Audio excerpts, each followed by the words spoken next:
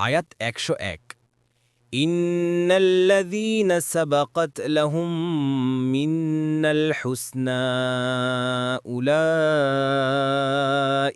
আনহা মুবআদুন। অনুবাদ: নিশ্চয় যাদের জন্য আমাদের কাছ থেকে পূর্ব থেকেই কল্যাণ নির্ধারিত রয়েছে তাদেরকে তা থেকে দূরে রাখা হবে। ১ নং ফুটনোটের বিবরণ। পূর্ববর্তী ৯৮ নং আয়াতে বলা হয়েছে যে তোমরা এবং আল্লাহ ব্যতীত তোমরা যাদের ইবাদত করো সবাই জাহান্নামের ইন্ধন হবে।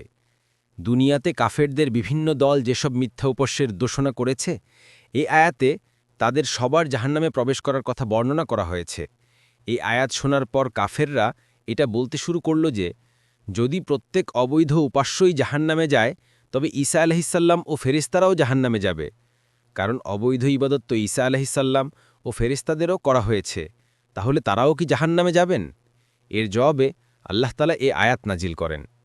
এ থেকে জানা যায় যে যারা দুনিয়ায় মানুষকে আল্লাহর বন্দিগি করার শিক্ষা দিয়েছিলেন এবং লোকেরা তাদেরকেই উপাস্য পরিণত করে, অথবা যারা এ ব্যাপারে সম্পূর্ণ বেখবর যে দুনিয়ায় তাদের বন্দিগি ও পূজা করা হচ্ছে এবং এ কর্মে তাদের ইচ্ছা ও আকাঙ্ক্ষার কোনো দখল নেই, তাদের জাহান্নামে যাবার কোনো কারণ নেই, কারণ তারা এ শিরকের জন্য দায়ী নয়।